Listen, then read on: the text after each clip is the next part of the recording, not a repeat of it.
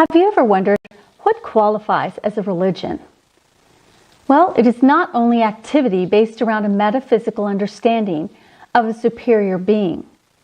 Religion can also be defined as a belief system based on ideologies held by a person or groups of people.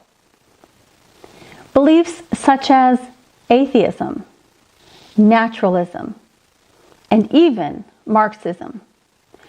Many people are aware that Karl Marx was a proclaimed atheist. But did you know that Marx also held to his own views of religion? He is known to have appealed to Satan, and his philosophy led him to the religion of revolution. The quest of humanity has always been the search for the idea of a good life, even as far back as Aristotle. Today, our special guest is Dr. Corey Miller, who is going to talk with us and continue the discussion on Marx and Marxisms and Marxist ideology. I'm Catherine Camp. Welcome to Faith and Culture. Let's get started. Welcome back, Corey. Good to see you, and I can't wait to hear what you have for us today. I know that we're going to continue our discussion on Marxism, probably touch on some fascism, try to learn what the difference is between all of these. And so let's get started.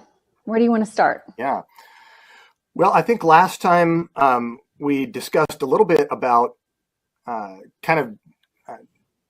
uncluttering the idea of socialism, communism, fascism, capitalism, free market, a welfare state, things like that.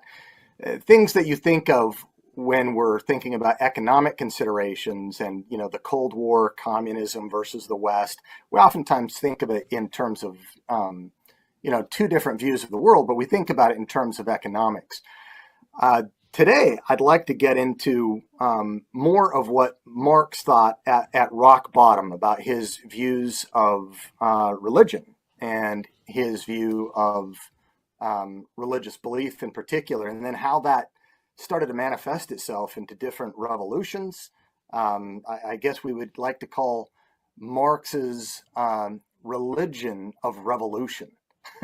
That's what it comes down to ultimately. Marx's religion of revolution, and see how that's manifested itself in various ways and what it's doing in America, up to a certain point. And then, next we'll then want to consider things like, critical race theory in the future. Okay, good. All right. So do tell us. I think, yeah. I'm sorry. I was going to ask you, I think the last time, I'm not sure if we covered it or not, but is there a difference? I think you told me one time there was a difference between Marx and Marxism. Or is it Marxism and Marxism? You might say Marxisms. Okay. And I say that because there were different schools of thought. You had the Frankfurt school of thought, the Italian and German Marxists, which would be the neo-Marxists or cultural Marxists. You had the Leninists, which was Vladimir Lenin, who, like Marx, very much loved what he saw in the French Revolution. Remember, Marx was just a boy, he was a tween, becoming a teenager, as he watched Napoleon Bonaparte following the French Revolution. Lead from, setting people free in revolution to an empire, to the emperor Napoleon himself and all that went through. Marx loved that. Lenin loved that. And then Mao picked it up in the Chinese Cultural Revolution. And that kind of communism or Marxism took on a different flavor as well. So there were different schools of thought. But Marx was the one who first developed it, along with his, co-author Friedrich Engels. So, yeah, I think when we're, looking at this, we can see that Marx had a religion of revolution. He had, we can almost call this, since we're thinking about this from a Christian perspective too, we can call this the tale of two Jewish revolutionaries, Marx and Jesus, and the vision of the good.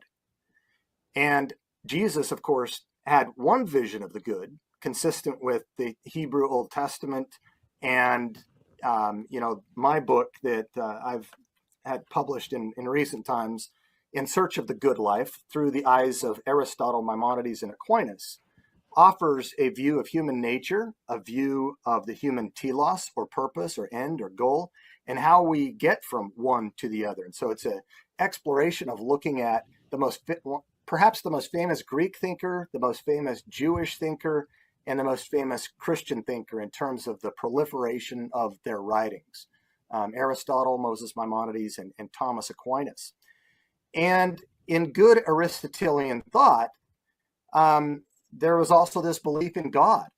One of the contentions that I had in my dissertation was that Aristotle's most famous treatise on ethics was the Nicomachean Ethics, and it was about happiness. That's the end goal.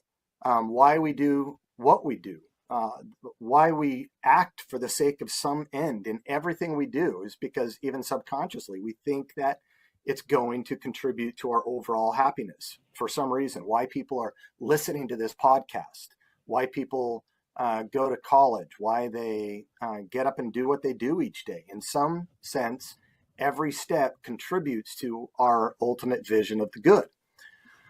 Marx was a Jew. He was the grandson of a rabbi.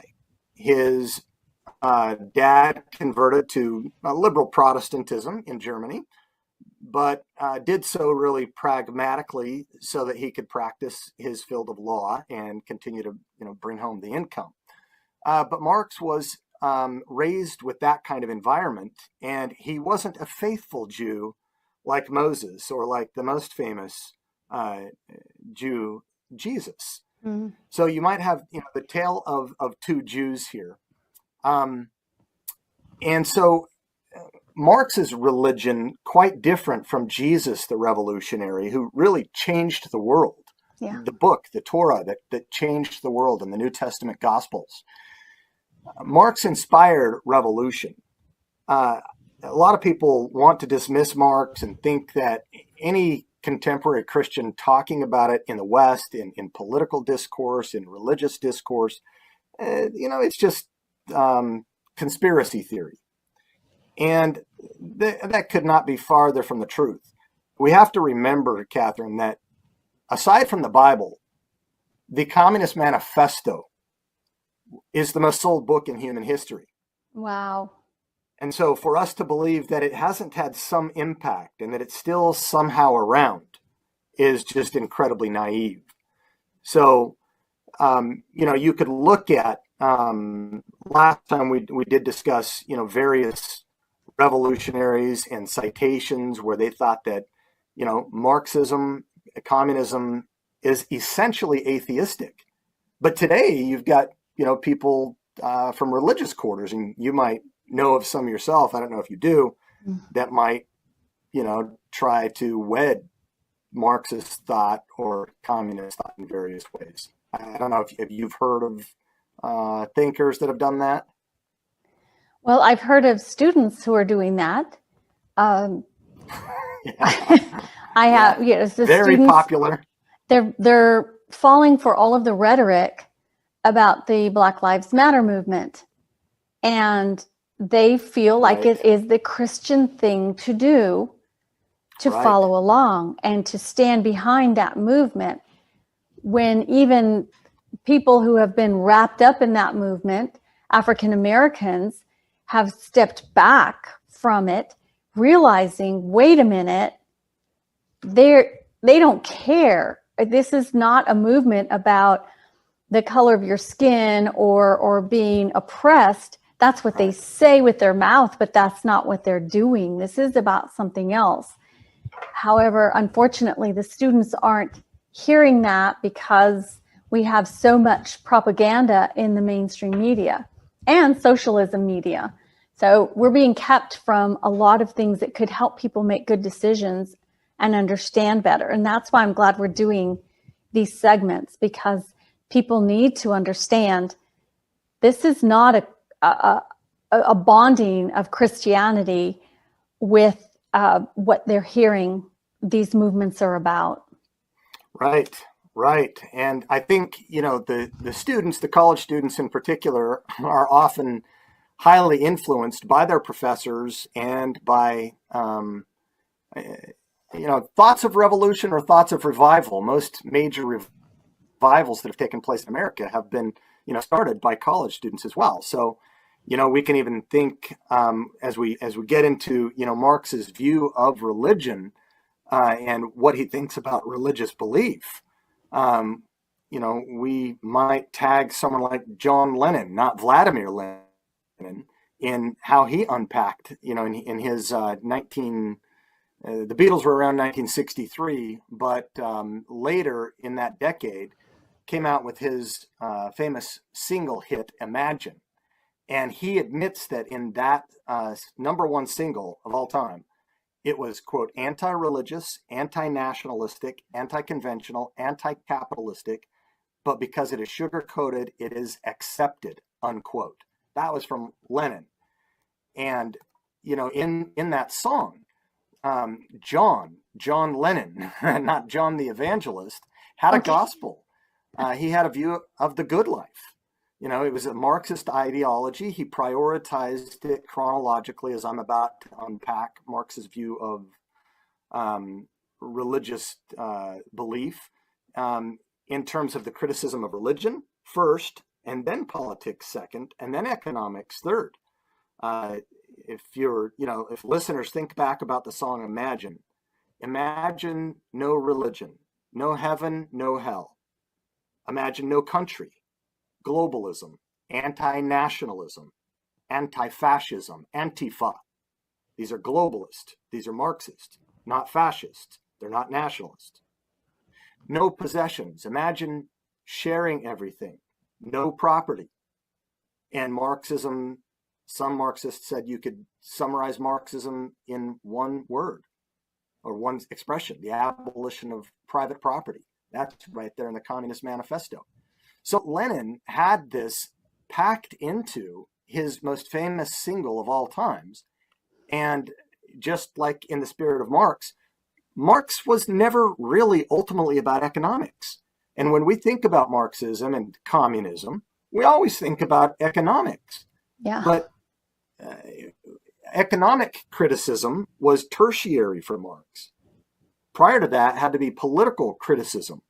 And prior to that was religious criticism. So John Lennon, like Vladimir Lenin, had a lot in common here, and they followed Marx in this respect.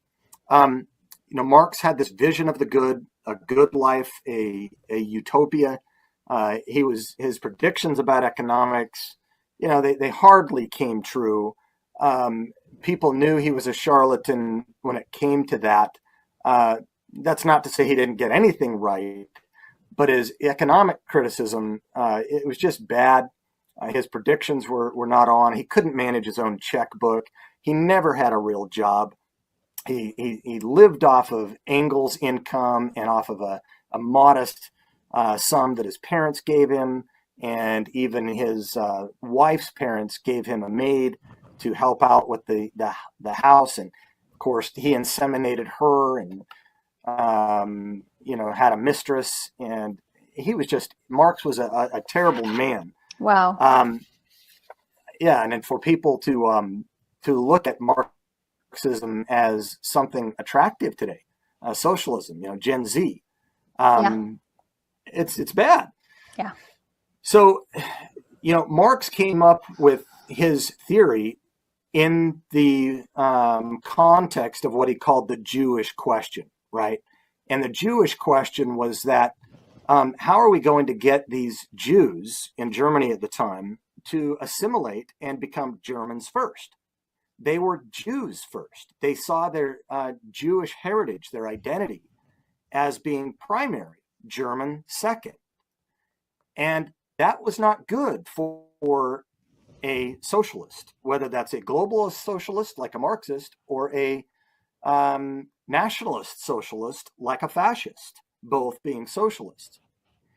And so religion at bottom was something that you had to go after because it demanded the whole of you. It was your primary allegiance. And so in his critical method, and we hear this thing called critical theory today that'll come up later, in his criticism of religion, he said that his vision ultimately entailed a classless society, so that you don't have the bourgeois and the proletariat, or the rich and the poor, the capitalist and the working class whose backs get broken by the capitalists. Marxist theory precludes serious religion, and with it, what he would call self-consciously privileged position, because serious religion is taken to proliferate rather than to exterminate class division. Again, we'll get into it later, but that's why in today's critical theory, religious criticism is an issue that we're going to be seeing more and more of, because it's viewed as separating people.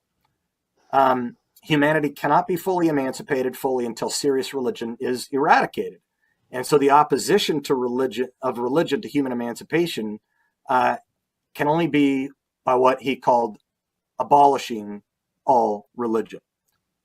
And you might get creative in thinking about how he would imagine this, to use John Lennon's term.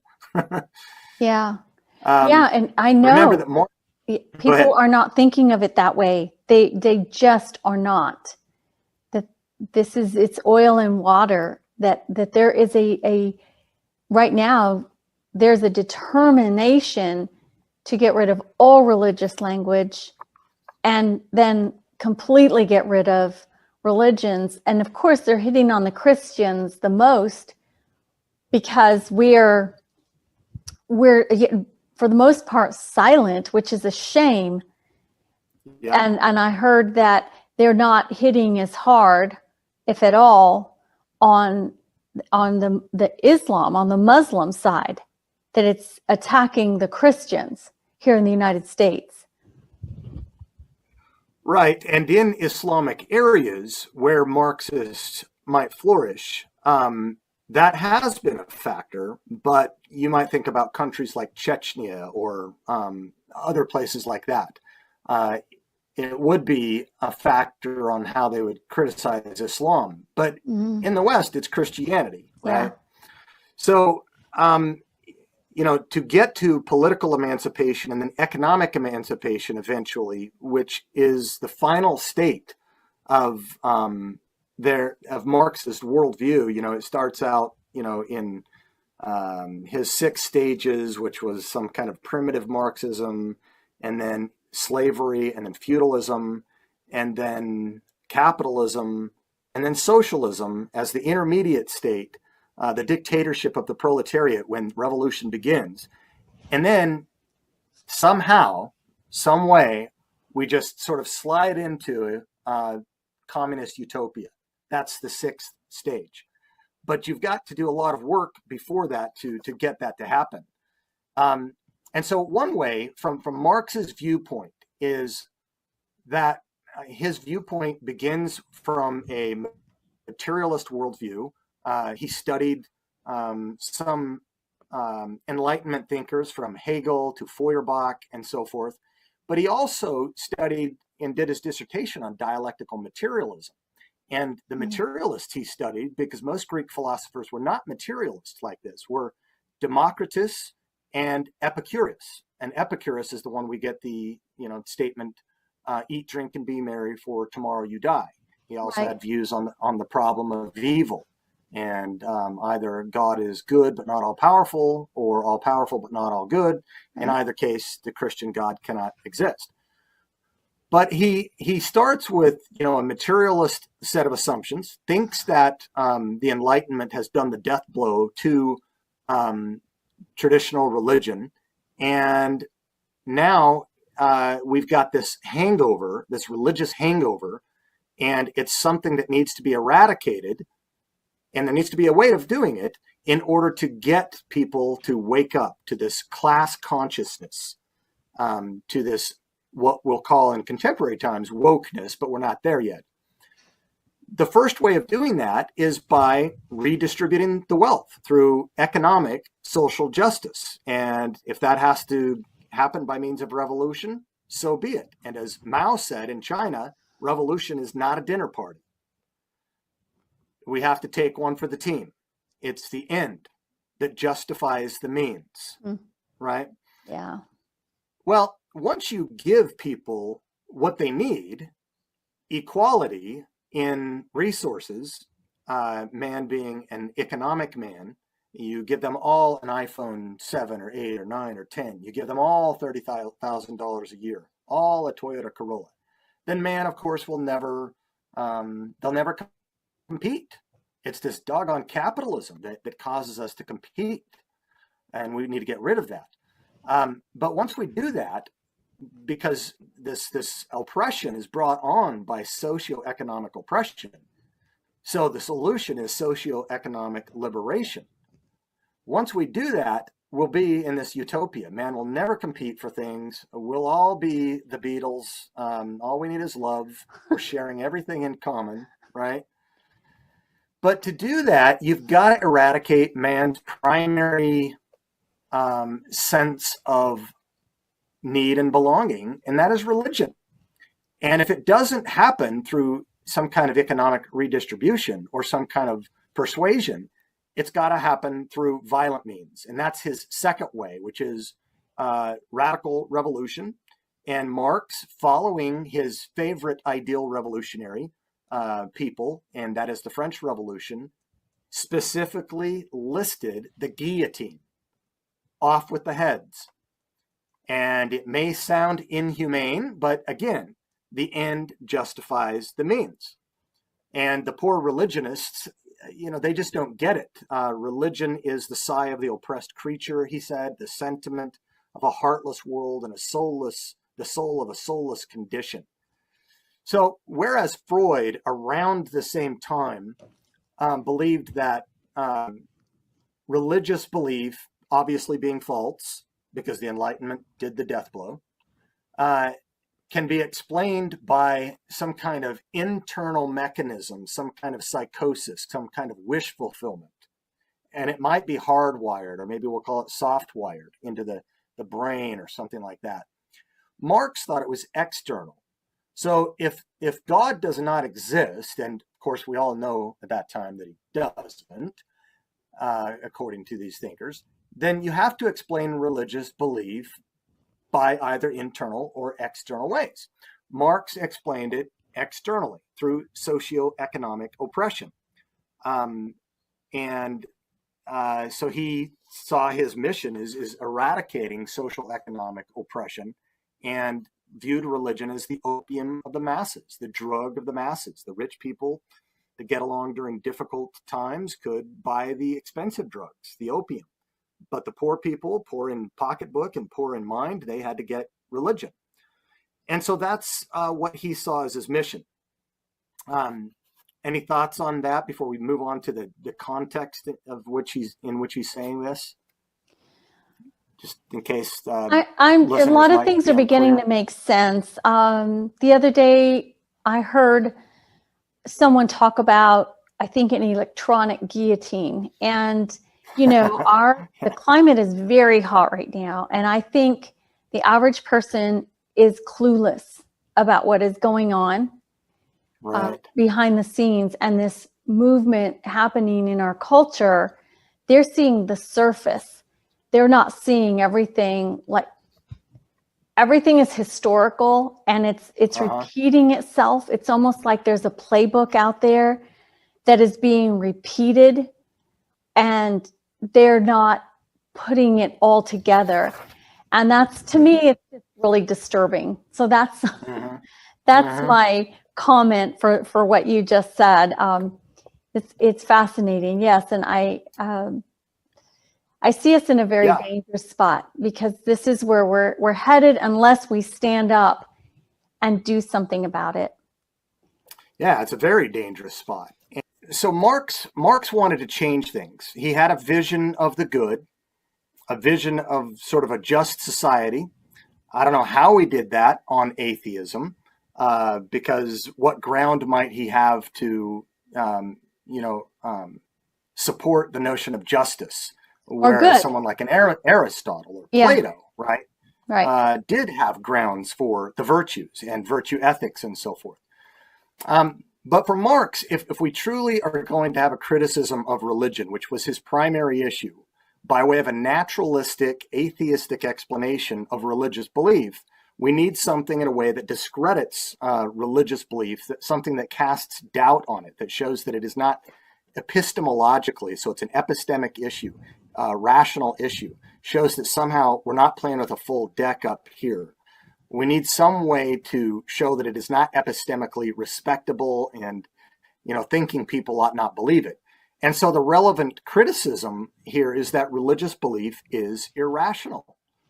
It is not produced by our cognitive faculties that are functioning properly the way they ought to function, simply because of external conditions, these poor socioeconomic conditions that are oppressing people, the working class, and all class people are deceived by these things. The oppressors, especially, at least the working class, can have some kind of conscious liberation in seeing the problem.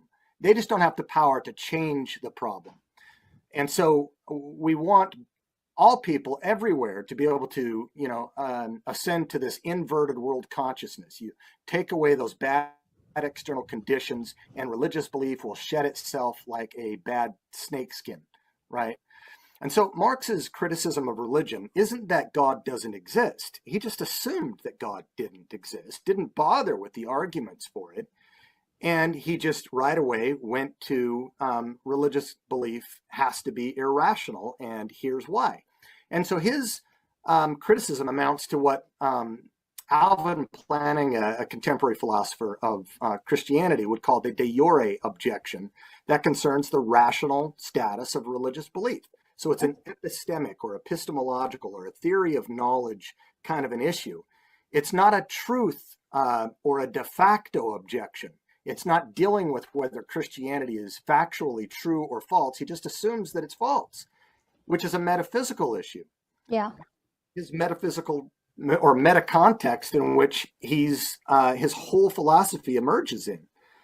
And the problem with that is it begs the question, who says God doesn't exist? What if God does exist? Then the shoe of who is irrational, cognitively dysfunctional, not playing with a full deck, fits on the other foot. And so I wrote an article that was published a couple of years ago in International Philosophical Quarterly that listeners might look at online, A Critique of Marx's Epistemology of Religion from Reformed Epistemology. And in thinking about this, just to kind of take the quick route, Planning it goes back to the people like Thomas Aquinas, people like John Calvin of the Protestant Reformation, and calls this thing that man has this innate knowledge of God called man's sensus divinitatis, or the sense of the divine. Right. God has planted in us this natural tendency, Calvin says, to see his hand in the world around us to the extent that everyone would believe in God if it weren't for sin. So actually, the problem from Calvin's perspective is not oppression, but sin, owing to blindness. And this is where we end up getting the song Amazing Grace, I was once blind, but now I see. Mm-hmm. So were it not for the existence of sin in the world, Aquinas and Calvin would say that human beings would believe in God to the same degree and with the same natural spontaneity displayed in our belief in the existence of other persons, beliefs about the past, beliefs in other minds, because belief in God is formed in us naturally, because we're created in God's image. And this explains very well how we ground human value, that humans ought not be a means to an end, like Marx thought. That rational thought is something that could or should or would emerge from a Christian viewpoint. And lo and behold, the universities began in Judeo-Christian Europe, with Bologna and Paris and Cambridge and Oxford, and moved to America with, Harvard and Yale and Princeton and Columbia, and then the first universities in Southeast Asia, in India, in South Asia, in Korea. We're all not just Christian friendly, but Christ-centered. And that's because rationality is very well explained on a Christian theistic viewpoint. God is found for it. It's as true to say God is logic as it is to say God is love. And that's why, in John's gospel, not John Lennon, but John the evangelist, he begins by saying, in the beginning was the Word was with God, the Word was God, and it became flesh and dwelt among us.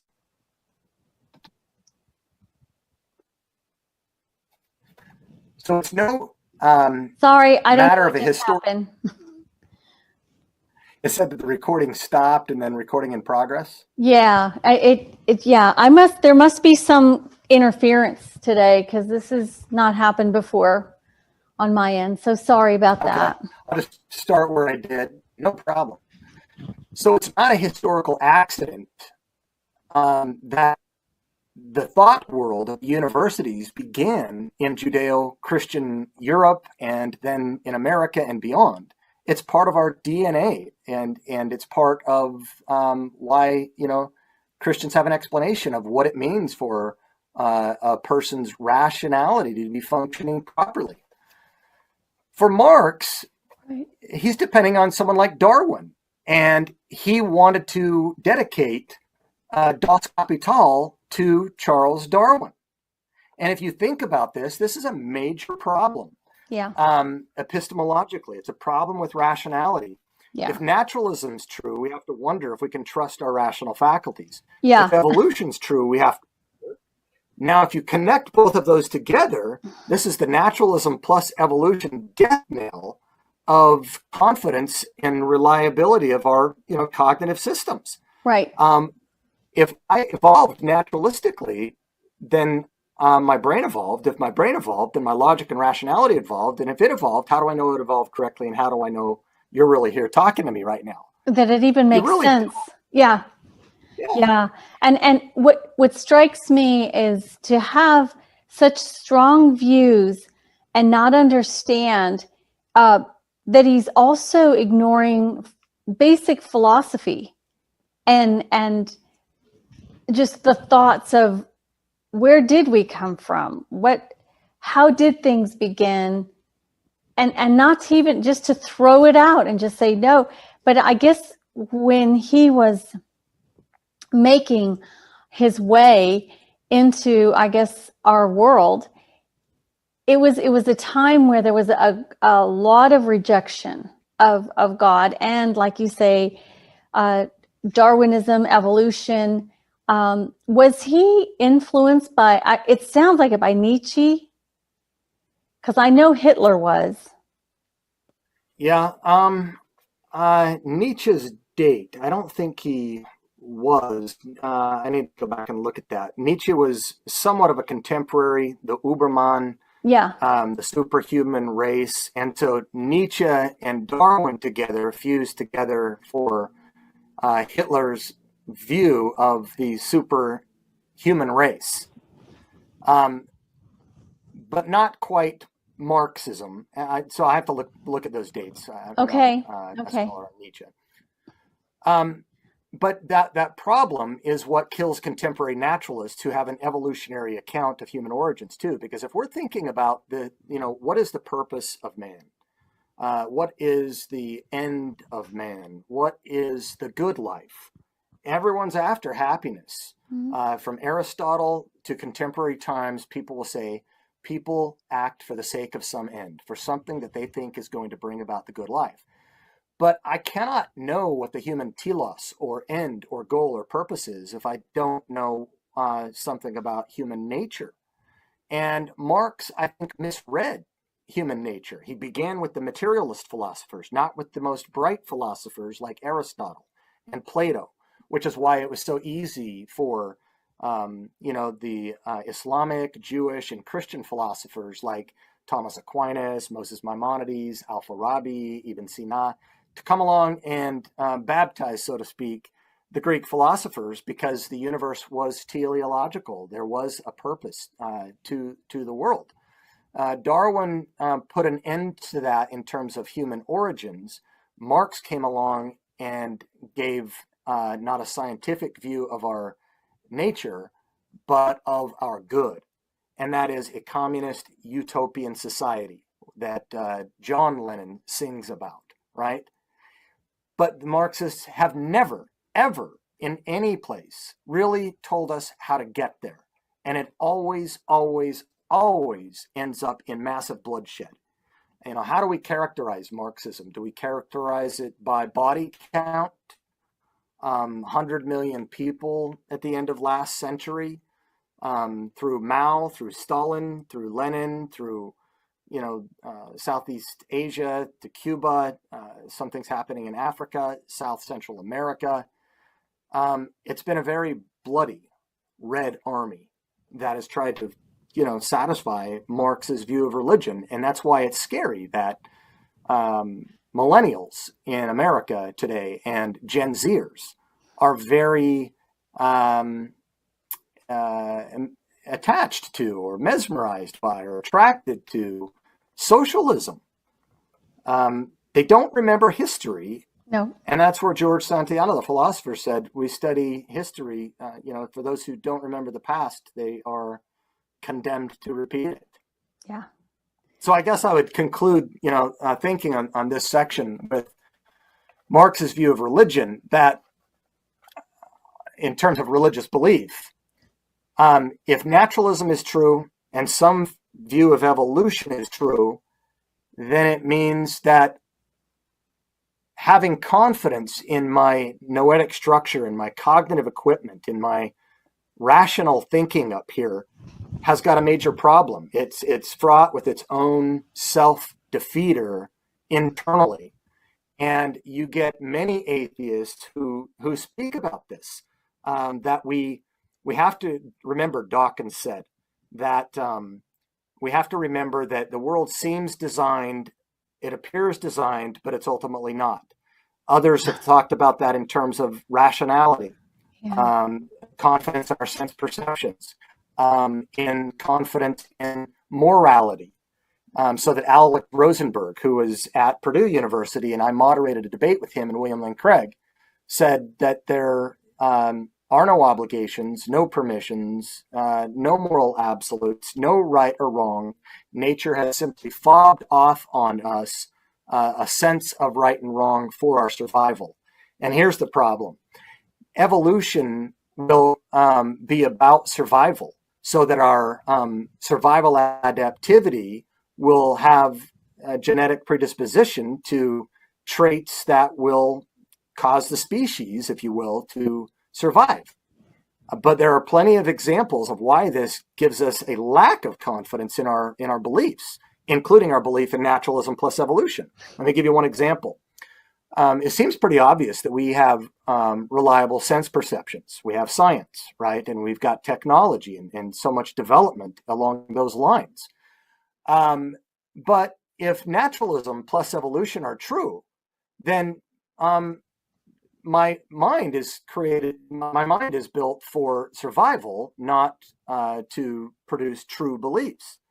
If we're in the jungle or on the Serengeti and we both see a lion coming, and I have a problem with my depth perception and yours are relatively accurate, you see it as coming 1,000 yards away. I see it 100 yards away. Which of us is going to be the first one to flight and run for their lives? Me. You might be like that tourist who goes to Yellowstone National Park and tries to get a pretty picture of the bison or the bears or the moose and get killed, right? And so it serves the purposes of evolution to give false perceptual beliefs. And so if we cannot have confidence, Marx's whole system is fraught with problems there. But the Christian position has a very good answer to what is proper function, why we should expect that truth claims, higher level truth claims in algebraic equations, in mathematics, and abstract reasoning, and so forth are there. And the proof is in the pudding. We began the universities. The naturalists did not, and certainly not the Marxist naturalists. Right.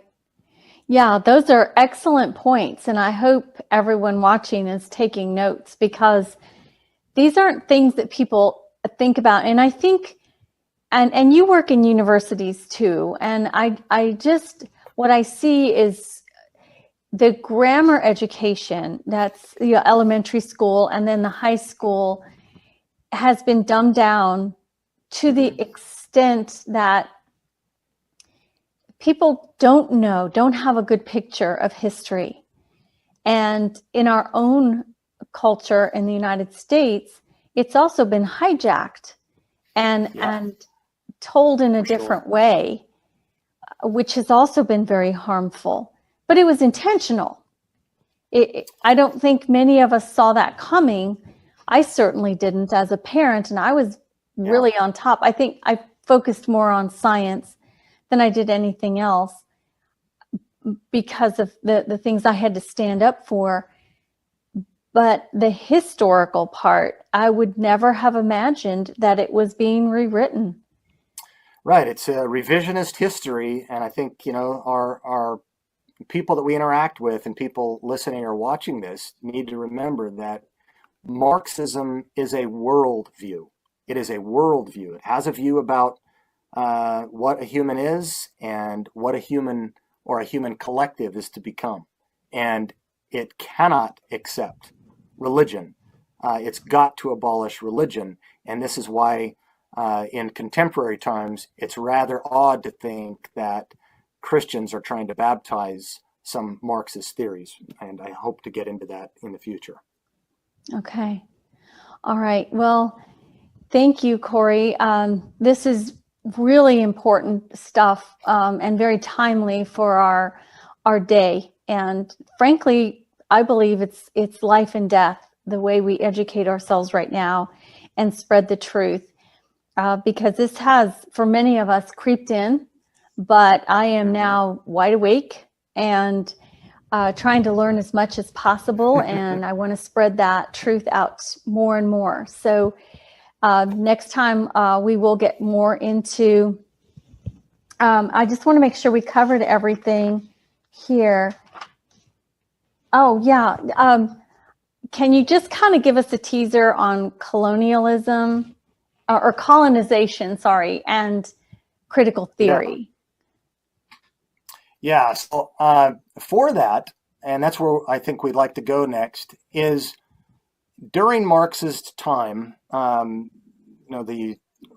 the 19th century, you're well underway with especially Western European countries colonizing the world. In America, North, South America, the East Indies, Africa, from the Dutch to the French to the English, the Portuguese, and so forth.